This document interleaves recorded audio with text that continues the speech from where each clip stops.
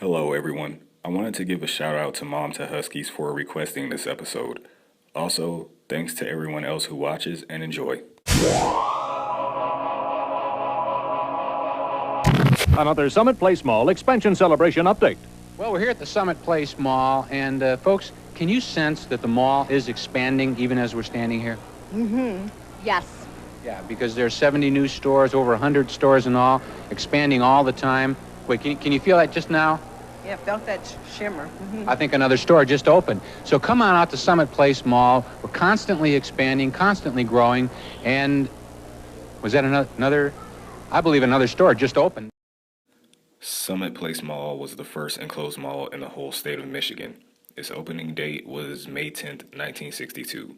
At the time of its opening, the mall had two tenants, which opened before the mall. A Kroger grocery store opened in 1961, and a Montgomery Ward opened in February of 1962. On the mall's opening day, the mall had another anchor tenant, a department store called Hudson's. Also on the opening day, the mall had 42 smaller tenants. The mall was built by A&W Management, and the architect was a man named A. Arnold Agree, the son of famous Detroit architect Charles N. Agree.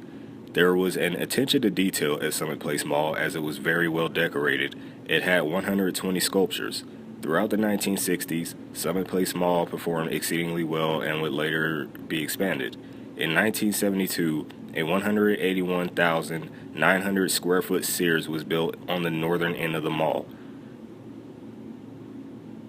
Throughout the 1970s, Summit Place Mall remained very popular with Waterford Township, Michigan. In the 1980s, there were plans to renovate and expand the mall. In 1983, those plans became a reality as it was said the mall began to look very outdated. With its outdated design, the mall was beginning to lose tenants.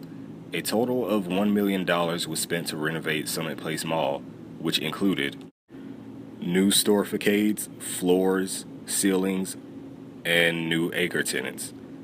As well as the updated interior exterior of the mall, it received new stores such as Music Land, Circus World, The Limited, Casual Corner, Sibley Shoes, Gap, and a store called B. Dalton. In the late 1980s, the mall will undergo a large expansion, which was 470,000 square feet, with new stores and a new food court. The mall did well throughout the 90s, but in the late 90s, things started to go downhill. The mall began declining in 1999 as stores and anchor tenants began to close or move to other complexes. One example being Great Lakes Crossing. Like many other failing malls, the mall's then owner, General Growth Properties, sold it to Namco Financial. Namco had big plans for Summit Place Mall. For example, they had a new name which was Festivals of Waterford, and they wanted to add a family entertainment center, a children's play area, and a water park. Although in December of 2002 the family entertainment center and the children's play area opened, the water park did not open.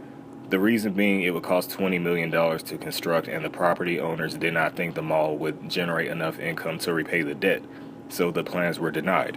By the mid-2000s, things were looking very bad for Summit Place Mall as many stores had left. In 2005, state legislative action made a law that would allow the owners of the mall to receive a tax abatement for the redevelopment of the site. From the mid to late 2000s, the mall declined even further. Tenants moved out by September 10, 2009, with the exception of anchor tenants Macy's, JCPenney, and Sears. The mall finally closed its doors. In March of 2010, both JCPenney and Macy's closed, and the last tenant, Sears, closed in September of 2014, leaving Summit Place Mall completely empty. Since its abandonment, the mall has been broken into by vandals, homeless people, and scrappers. The town has labeled the former mall a dangerous building and wants the owners to either repair it or demolish it. However, demolishing the mall seems more likely as it is in too bad a condition to repair it and would also cost more. It was once a thriving mall. Now it looks like the backdrop of a zombie apocalypse movie. The Summit Place Mall in Pontiac has been vacant for years. Now Waterford Township officials want the owners to do something about it, calling it a safety hazard. And that is our proverbial stone in our shoe. Township officials say what's left of the mall is not just an eyesore, it's unsafe. They presented a never-before-released video of the inside of Summit Place Mall. The video looks like a creepy movie. It shows leaks, mold, and broken ceilings and floors. Extremely dark, wet. A township hearing was held Wednesday with the owners of the property, which is a California-based company. The purpose of the meeting? Presenting the township's findings on the dangers lurking inside. Something needs to be done. Like I said, we're going on 7 years of vacancy, total vacancy, and something needs to be done with it. Just, yeah, we owe that to our community. Officials say scrappers, homeless people, and curious children have checked out the building.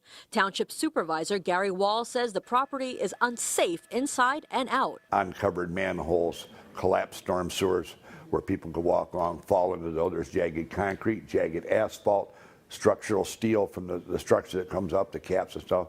Fall, hit your head on that, that could be a fatality. Wall says it could cost the owners around $4 million to demolish it, but it could cost up to $100 million to fix it. No matter who looks at it, the cost to rehabilitate it is greater than what anybody wants to spend. Police and firefighters have a do not enter rule unless they know someone's life is in danger. People try to break into buildings just to go see what it looks like, and someone comes in contact that we lose somebody's life over something so stupid as an open electrical box. Or even a firefighter's life trying to save them. Correct. The owners of the property declined our request for an interview. Now, township officials say the owners will have time to review their findings and respond to their request to either demolish the structure or fix it. In Pontiac, Simon Chowdhury for the Now Detroit. Hey everyone, if you're new here, click that subscribe button, and if you liked what you saw, hit the like button.